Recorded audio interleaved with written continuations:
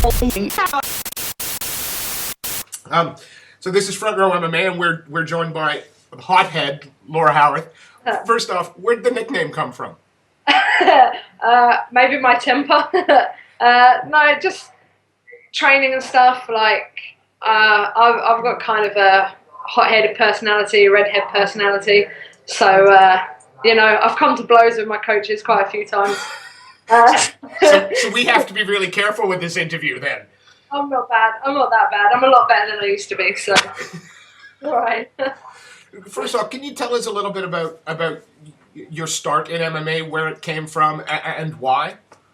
I was 8 years old, and I wanted to do karate. So my parents let me join up, and I went all the way through that. Got my black belt at the age of 12. Started kickboxing. As I got older, I started Thai boxing. And then while I was doing the Muay Thai classes, I was seeing other people doing like the grappling and the MMA and stuff, and so I started having a go with that as well, and it kind of stuck. But ever since I was a kid and started karate, I said to my parents, I want to be a fighter, I want to be, a champion. So, it's something I've always wanted to do and I've always done, and I've just kind of seen it through, really. Which elements of MMA then do you prefer? Would you consider yourself a stand-up fighter who's got a good ground game, or do you prefer to stand and bang? Or it's kind of funny because the women's division is kind of split into two categories. They're either a striker or they're a jiu-jitsu person. I'm neither. I'm okay, stand-up's my background and I have good stand-up, but I'm not as good as, say, some of the Thai champions that are now doing MMA. Like, my stand-up's not as good as that. But I've got good wrestling, and to find women with good wrestling is pretty tricky. So I'm kind of slightly different to all of that. I like to take you down and beat you up. So, yeah. Who were your role models then? Who were the people? Who were the women that were your inspiration, that you aspire to be like? I've always watched Rosie Sexton, and I've trained with her quite a few times now, and I'm currently up in Manchester training with her. So I've always looked up to her and her skills and her work ethic and everything like that. Every time I see her, I learn something new from her. So that's really, really helped me to grow, and I really look up to that and respect that she's busy herself, but she's always got time for me to help me out. So it's a good thing. Now, obviously, the tough tryout, you didn't get the result you were looking for. But what did you take? What did you take from that experience? Was it a positive experience? Oh yeah, massively.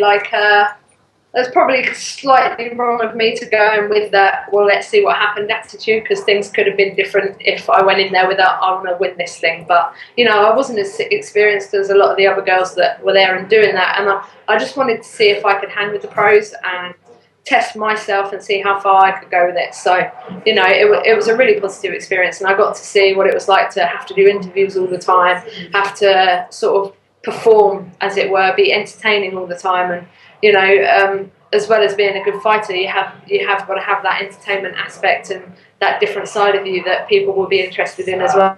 So it's pretty cool. And of course, interviews don't get much better than this one. I mean, I'm fairly sure the UFC didn't dance for you. Obviously not. Now they danced for me in the UFC. now, Cage Warriors.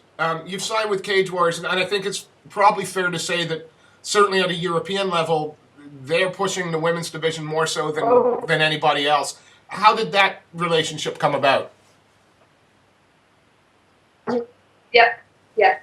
Well, they decided that they wanted to put a women's division together, and they approached Rosie, and Rosie sort of said to them, these are the top girls within the UK and Europe, and they approached me with the 5-fight contract, and obviously I wasn't going to turn that down. So yeah, that was pretty cool. Yeah. We were at Cage Warriors in London. We saw Amanda Kelly fight. She put in a great performance. So did her opponent. Is that the type of fighter you'd like to get in a cage with next? I thought there was a bit of banter I might have seen on Twitter with your scared face. I think a lot of people. The way I saw that fight is Hannah didn't really know what to do within that clinch, and it made Amanda look a lot better than maybe what she actually is. It's not taking anything away from her. She's a great stand-up fighter, but I think it would be different if she was against someone who knew how to work that clinch and, defend what she was throwing. So, yeah, it'd be an interesting fight. I'm not asking you to call anybody out because Graham Boylan would kill me, but what type of fighter would you like to test yourself against? Is there one of the girls out there that you go, yeah, that's what I want first to measure my skill set against? When he first put up the list of all the girls who made it through to obviously the Cage Warriors contracts and stuff, I did YouTube them all, and I think I could have a good fight with all of them. I'm not particularly worried about any of them. I think I've got the right people around me to train for each one of those fights. So, I'm really looking forward to testing myself on all of them. Yeah, it's going to be good. It's going to be really good. Is OJ Adams signed for Cage Warriors as well? Because you've already defeated her, haven't you? Yeah. That's about as succinct as answer. This is again why we don't let him ask questions. So would that be a fight that you'd be willing to have again on a big show? It'll be on a pro level. I can elbow her then rather than just punch her.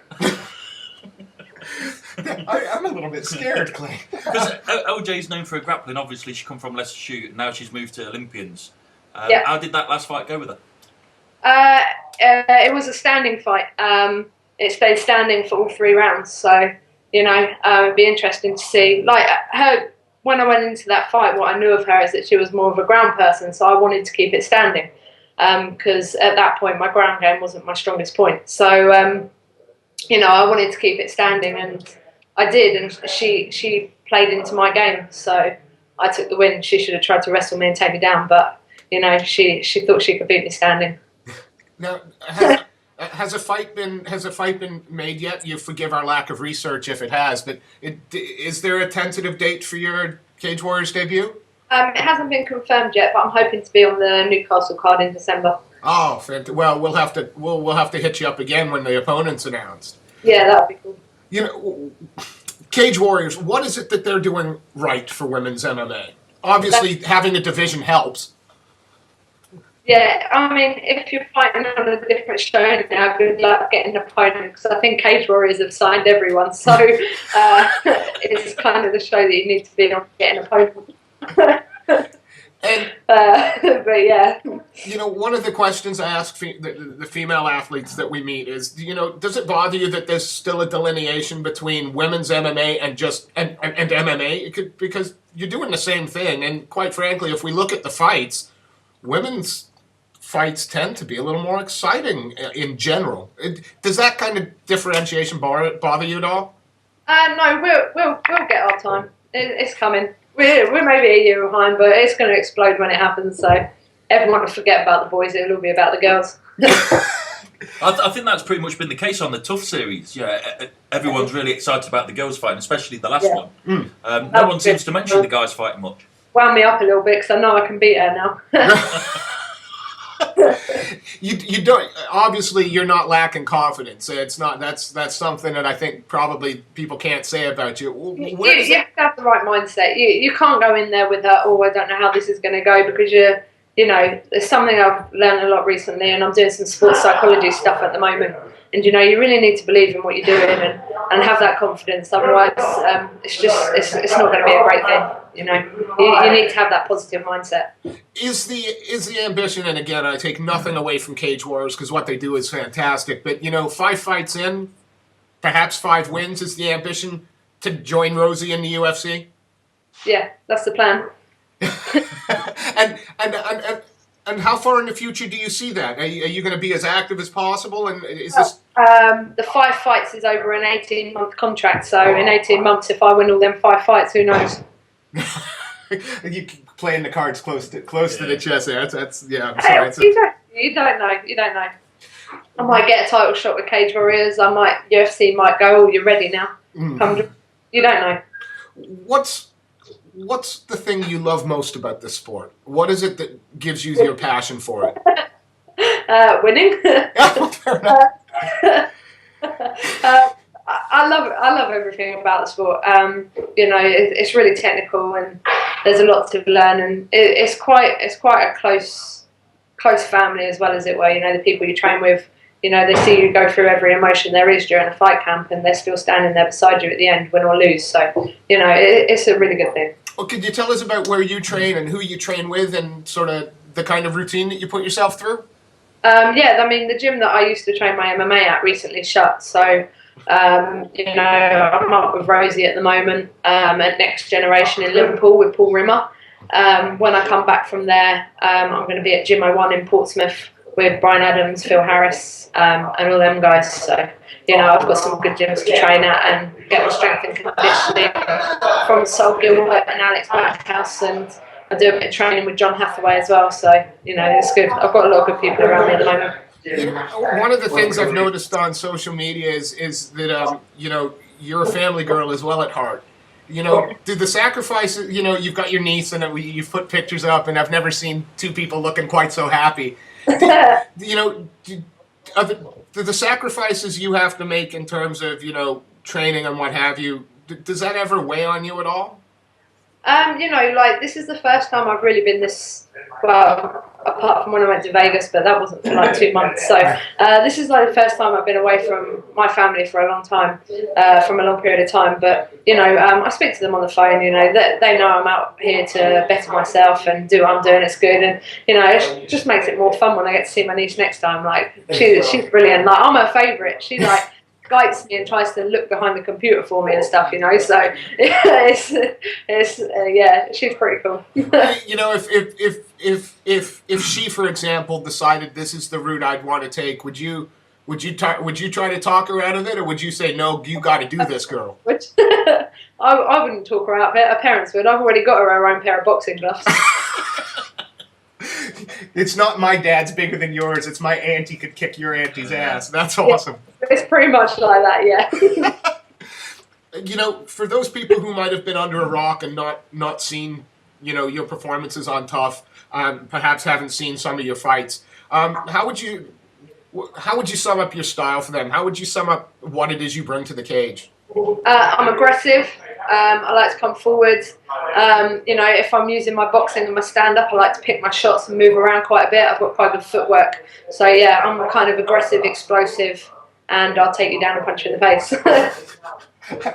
Just honesty, man. That's awesome. And again, Cage Warriors, how stoked are you that, Graham is putting a lot of effort and thought into making sure the women's division grows and isn't just sort of a one-off fight every now and then. How good is he for the sport? Yeah, it's great for the sport. He's brilliant for the sport. I mean, this is what the sport needs, because in the UK and Europe, it's not that big yet. I mean, MMA is still illegal in France, so the fact that he's building it up over here, we'll get more recognition from the States and stuff as well. So it's only going to help us. Now, again, an opponent hasn't been announced, but I got to say, December 7th isn't that far away. Whoever it is that decides to sign on the dotted line against you, what have you got to say to them? Just keep training hard, because just know I'm going to be training harder. Laura, look, I appreciate you spending some time with us, especially on a Sunday afternoon. Before we let you go, though, is there anybody that you'd like to thank or any sponsors you'd like to give a shout-out to? Yeah, definitely. Just thank Almighty Fightwear. They're my new sponsors. They're going to